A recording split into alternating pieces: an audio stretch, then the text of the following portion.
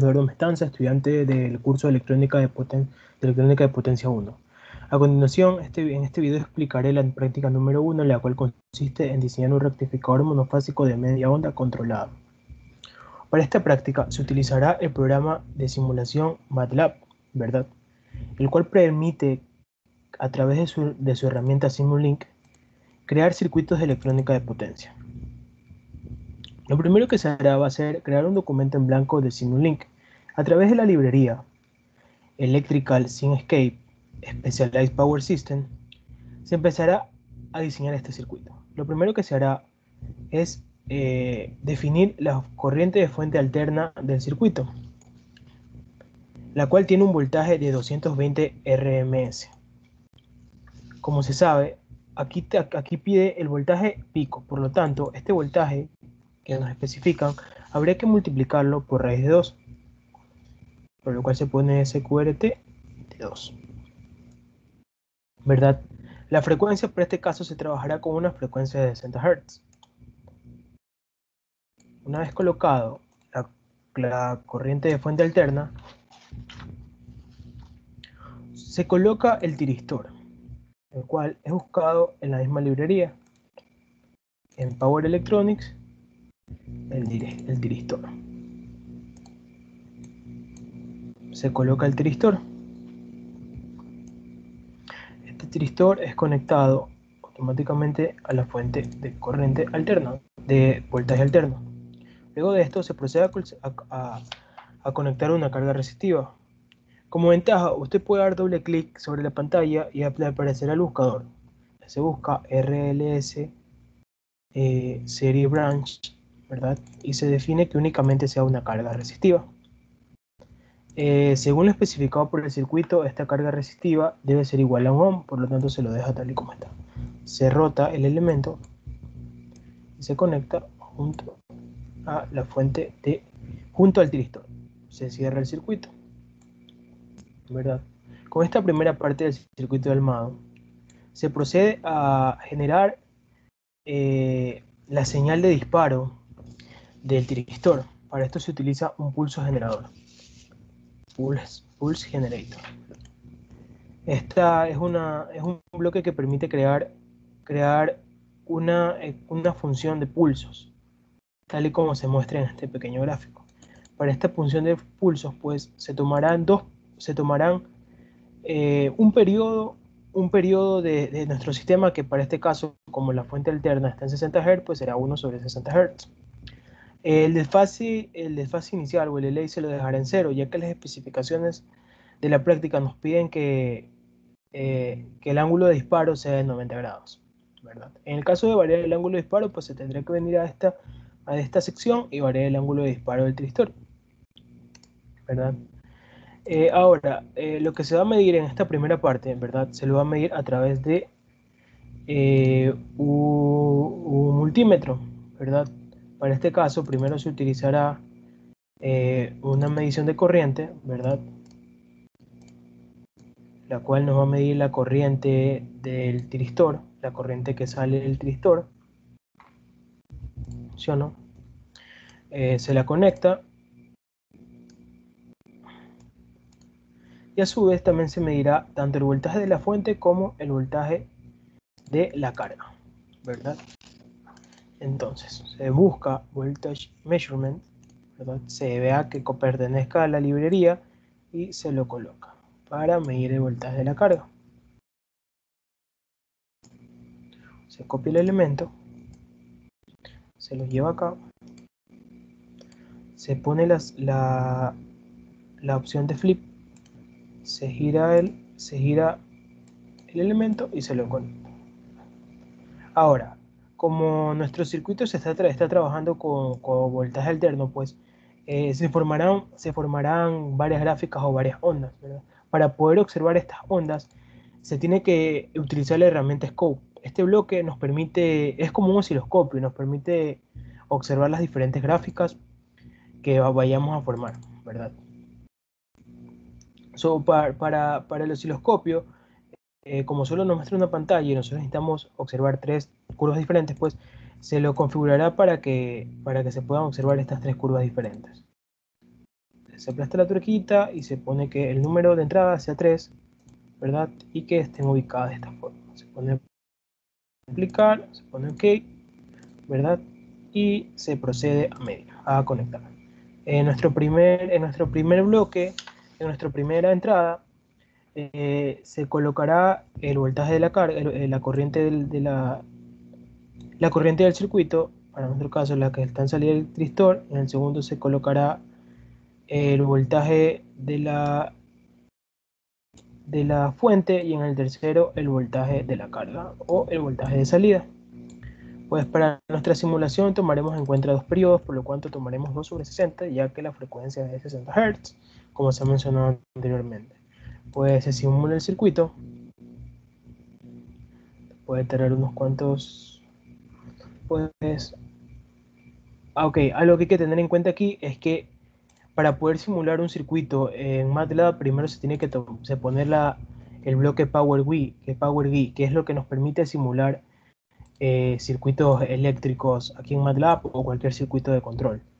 Y ahora sí se procede a simular.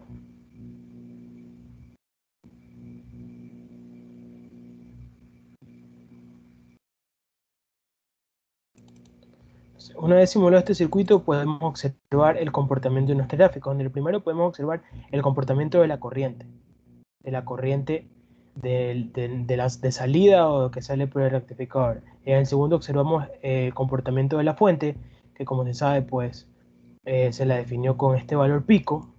Y en el tercero observamos el voltaje que llega a la cara. Como se puede observar, este voltaje se encuentra, por así decirlo, rectificado, por lo cual nuestro circuito por el momento está cumpliendo su función, que es rectificar el voltaje, ¿verdad? Podemos observar que en el ciclo negativo, pues el voltaje va a ser cero. Como nuestra carga únicamente resistiva, pues la corriente tiene el mismo comportamiento que el voltaje, ¿verdad? Entonces ya con esta primera parte de nuestro circuito analizado, procedemos a aumentar la carga, procedemos a aumentar la parte inductiva de la carga. Para esto utilizamos este mismo bloque, lo copiamos, y en vez de que sea un circuito, un bloque resistivo, ahora va a ser un bloque inductivo, ¿verdad? La cual, según las especificaciones, va a ser de 1 a la 10 henrios o 1 milihenrio, ¿verdad? Entonces se borra este cable, se borra este cablecito de acá, y se coloca nuestro inductor. Se une el inductor, ¿verdad? Y ahora sí, ¿verdad? Se une todo y se vuelve a simular. Un segundo hasta que se vuelve a simular. Simulando nuevamente nuestro sistema. Pues algo que me olvidé es que se tiene que, por la naturaleza del inductor, pues se tiene que especificar que el valor inicial de corriente es igual a 0. Entonces ahora sí se simula. Ahora en el osciloscopio, se observan las mismas gráficas. Por la primera, la corriente. Vamos a ver, se van a activar los cursores del osciloscopio para poder tener una mayor visualización. Pues y podemos observar que en el cruce cero la corriente se mantiene en cero, ¿verdad? Pero podemos ver que se está dando un fenómeno interesante, que el voltaje, una vez que cruza por cero, ¿verdad?, pasa a tener un voltaje negativo. Pues esto se da debido a la naturaleza de la carga inductiva, ¿verdad? Ya que el dispositivo de tristor sigue en condiciones para poder conducir, así el voltaje sea negativo, ¿verdad? Por lo que esto se da debido a que la corriente de la carga o la corriente del tristor aún no llega a cero. Si se dan cuenta que en el corte por cero la corriente sigue teniendo valores positivos, por lo tanto sigue conduciendo y sigue formando un voltaje que en este caso sería negativo en la carga, ¿verdad? Para poder corregir esto, para poder corregir este voltaje negativo, lo cual no se quiere, se va a colocar un diodo en antiparalelo, ¿verdad? Se busca diodo, ¿verdad? Este se lo coloca en antiparalelo a la carga. Se gira, más rápido con control R, ¿verdad? Se gira y se lo conecta en antiparalelo a la carga, ¿verdad? Entonces, una vez que tenemos conectado este diodo en antiparalelo a la carga, se mide la corriente que también va a atravesar el diodo para poder observar cómo trabaja el diodo y cómo influye en nuestro circuito que se haya agregado un diodo, ¿verdad? Se rota esto y se coloca para medir la corriente, ¿verdad? Entonces se coloca para medir la corriente. Se vuelve a abrir el scope, se lo vuelve a configurar para que ahora sean 4 pines y que se puedan observar las 4 gráficas. Se pone apply, ¿verdad? Apply, segundo, apply. Se cierra la pestaña y se conecta al último la corriente del diodo de nuestro amigo el diodo, ¿verdad? Este es un diodo de paso libre conectado en antiparalelo a la carga, en el cual a continuación vamos a ver su uso. Pues se simula nuevamente el circuito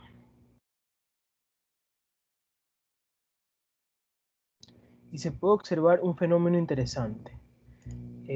Bueno, pues aquí viendo la escala, pues hay que corregir la escala, pues un segundo, se corrige la escala, ¿verdad? Para que el diodo tenga la misma escala que el resto de corrientes.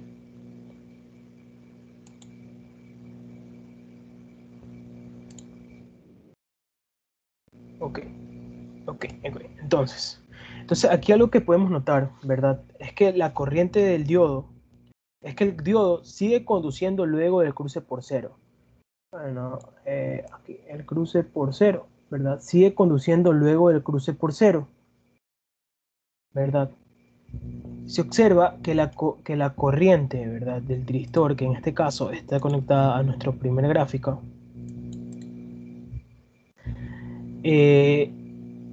justo se anula cuando nuestro diodo empieza a conducir, ¿verdad? Lo que provoca que el voltaje de la carga o el voltaje de salida ya no tenga ese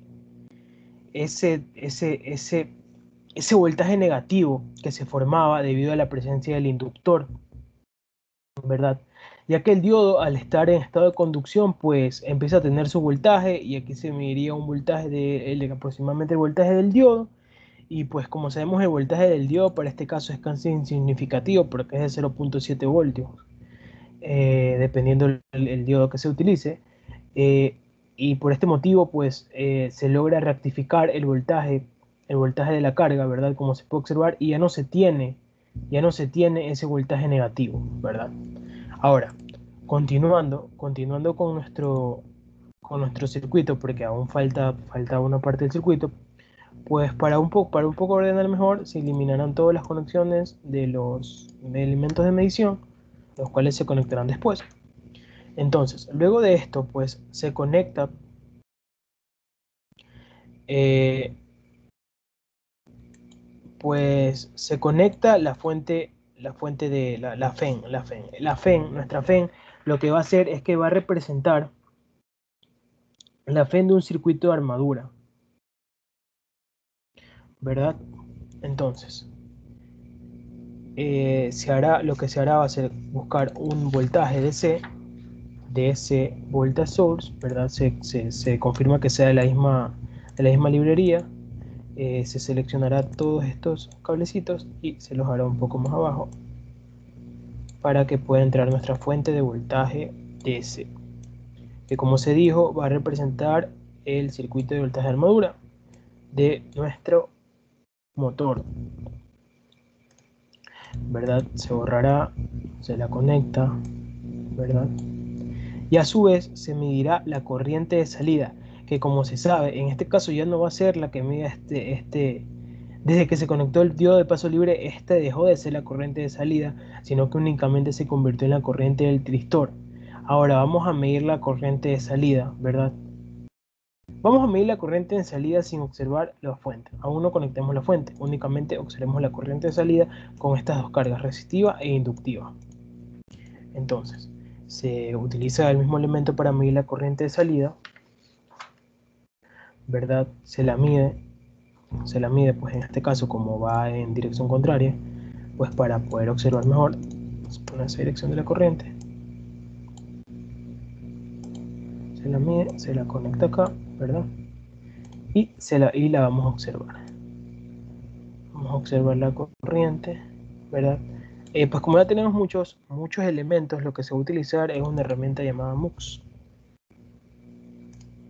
el cual permite unir dos corrientes diferentes, ¿verdad? Para este caso uniremos la corriente del diodo, no unir, sino que se observen en la misma gráfica dos corrientes diferentes, o dos gráficas diferentes.